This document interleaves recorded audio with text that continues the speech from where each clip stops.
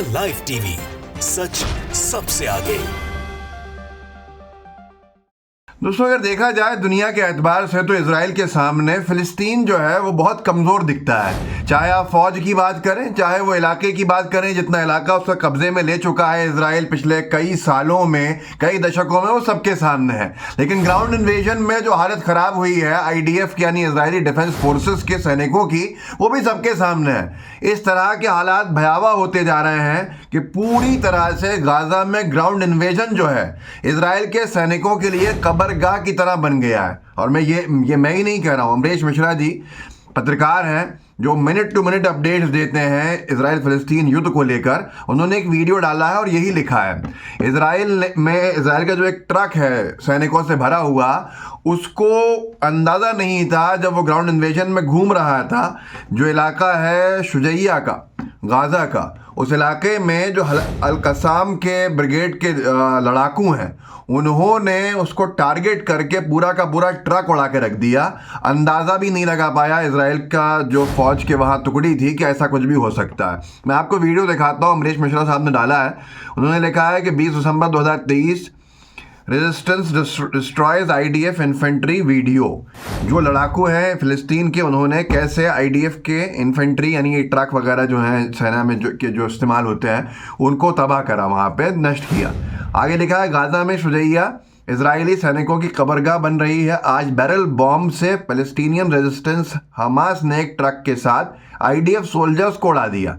Barrel bombs एक जटिल प्रक्रिया से बनते हैं और दर्द बहुत देते हैं।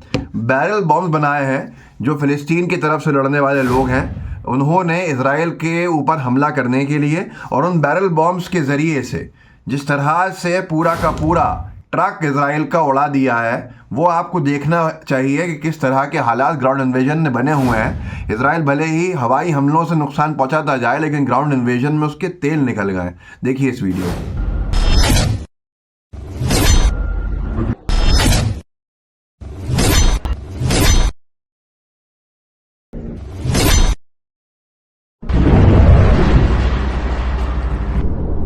तो दोस्तों, देखा आपने, इसको पूरे सोशल मीडिया पर हर एक कवर करने वाले ने कवर किया।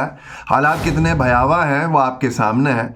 इजराइल फिलिस्तीन युद्ध जितना भयावह होता जा रहा है दिन ब दिन, वो सबके सामने है। 20-22 हज़ार फिलिस्तीनी जो बेकसूर हैं हमास के नाम पे मार गिराए गए हैं। अब तक बच्चों के मरने की संख्या मुझे लगता है कि 8 से 10 हज़ार के ऊपर पहुंच चुकी होगी, क्योंकि 8 हज़ार की बात की जा रही थी आज से 5-7 दिन पहले, एक हफ्ता पहले। कितने बर्बरता के साथ बच्चों को मारा जा रहा है इजराइल की तरफ से, ये सबके सामने है। लेकिन बोलने में कोई तैयार नहीं है, क्योंकि अगर बोलेंगे तो बड़ा विषय खड़ा हो जाएगा कि आपने जो मीडिया परसेप्शन देख लिया है बनता हुआ, उसके खिलाफ आप बोल रहे हैं। बहुत से लोगों ने इस वीडियो को डाला है और डिटेलिंग भी लिखी है। जैसे ये आर्या करके एक है, उन्होंने लिखा है कि डैम सराया अल कुद्स PIJ ने एक पब्लिश किया है वीडियो, जिसके अंदर एक बैरल बॉम्ब जो है उससे हमला करते हुए दिखाया जा रहा है। जो बैरल बॉम्ब एक पूरी की पूरी बिल्डिंग को गिरा देता है IOF के इन्फेंट्री फोर्स के ऊपर और मिलिट्री बुलडोज़र के ऊपर ईस्ट ऑफ शुजैया नेबरहुड में, जिसमें सारे के सारे ये मारे जाते हैं और बचने वाले ज़ख्मी हो जाते हैं। तो ये हालात हैं वहाँ के, जितने भयावह हैं वो आपके सामने हैं। और शुजैया के बाद खान यूनुस का भी ऐसा ही कुछ दिखाया गया है। अमरीश मिश्रा जी ने इसको डाला, लिखा है, गाज़ा हमास, शुजैया के बाद खान यूनुस भी एक इलाका है, जैसे शुजैया एक इलाका है। IDF की कब्रगाह बन रहा है। इस इलाके में फ़िलिस्तीनी रेजिस्टेंस की इतनी पकड़ है कि सड़क से भी इजरायली वाहनों का चलना मुश्किल है। एक टैंक दिखेगा जिसके ऊपर आर्मर्ड छतरी लगी हुई है, इसे भी रेजिस्टेंस ने उड़ा दिया है। ये IDF का मतलब इजरायली डिफेंस फोर्सेस का एक टैंक जाता हुआ दिखेगा आपको। ये इलाका है खान यूनुस का, जो सबसे ज़्यादा हमले का शिकार बना है, जहाँ सबसे ज़्यादा बच्चे मारे गए हैं। इस इलाके के अंदर जो वहाँ के रेजिस्टेंस के लड़ाके हैं, वो अल कसाम ब्रिगेड के, उनकी इतनी पकड़ है कि अगर आप चल रहे हो रास्ते पर तो अंदाज़ा नहीं है इजरायली डिफेंस फोर्सेस के लोगों को कब हमला होकर वो पूरे के पूरे तबाह हो जाएंगे। ऐसा एक हमला इस वीडियो में जारी करके दिखाया है उसने, फ़िलिस्तीन की तरफ से लड़ने वालों ने। आप देख सकते हैं कि एक टैंक जा रहा है, आर्मर्ड छतरी लगी हुई है उसके ऊपर, उसको एकदम से टारगेट किया गया है और पूरा का पूरा टैंक नष्ट हो गया है। देखिए इस वीडियो को।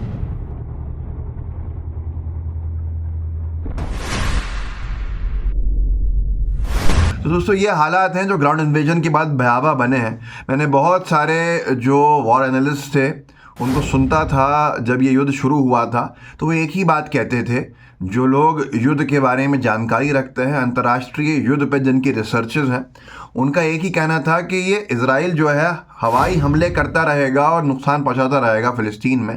गाज़ा पट्टी में बच्चों को भी मारता रहेगा, आम नागरिकों को भी हमास के नाम पे मारता रहेगा, लेकिन जब भी ये ग्राउंड इन्वेजन के लिए आगे जाएगा तो फ़िलिस्तीन का गाज़ा इलाका जो है वो इसके लिए बहुत नुकसानदेह होगा, बहुत घातक होगा, और कब्रगाह जो बन रहा है वो सबके सामने है। क्योंकि ग्राउंड इन्वेजन में बहुत बड़ा रिस्क है इजराइल के लिए।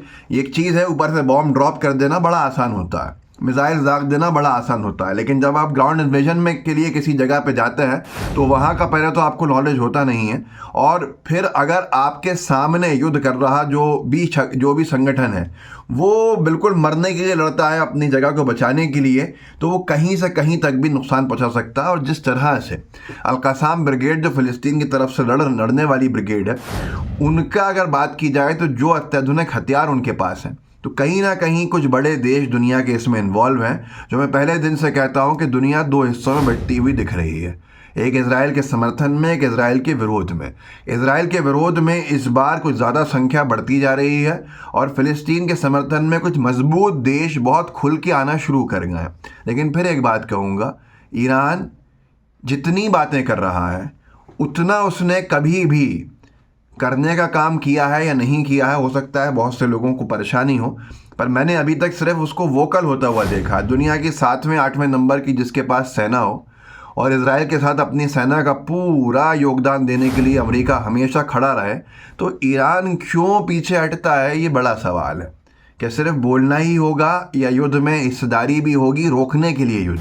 भारत का हमेशा से ऑफिशियल स्टैंड है कि युद्ध विराम होना चाहिए और फ़िलिस्तीन को स्वतंत्र देश का दर्जा मिलना चाहिए। इसी कड़ी के अंदर सिर्फ बोलने से काम नहीं चलता, युद्ध रुकवाना भी एक बड़ा मामला रहता है अपने आप में। इस वीडियो को आगे बढ़ा दीजिएगा, लोगों को जागरूक ज़रूर कीजिएगा। आपके पास व्हाट्सएप ग्रुप्स होंगे, सोशल मीडिया के दूसरे प्लेटफॉर्म्स होंगे, उन पर इसको साझा कर दीजिए ताकि लोगों तक पहुंच सके और हम हमारे कंटेंट को आगे तक पहुंचा सकें। मेरे कंटेंट को बहुत ज़्यादा रोका जाता है, बहुत रिस्ट्रिक्ट किया जाता है, इतनी शिकायतें ऊपर से हो जाती हैं कि जिसकी वजह से उसको शायद बहुत सारे लोगों तक पहुंचने में परेशानी होती है। तो आपका सिर्फ इतना काम है कि आप इसे शेयर ज़रूर कर दीजिए अपने ग्रुप्स के अंदर, ताकि उसकी रीच ऑटोमेटिकली इंगेज होना शुरू हो जाए। जय हिंद, जय भारत। द लाइव टीवी, सच सबसे आगे।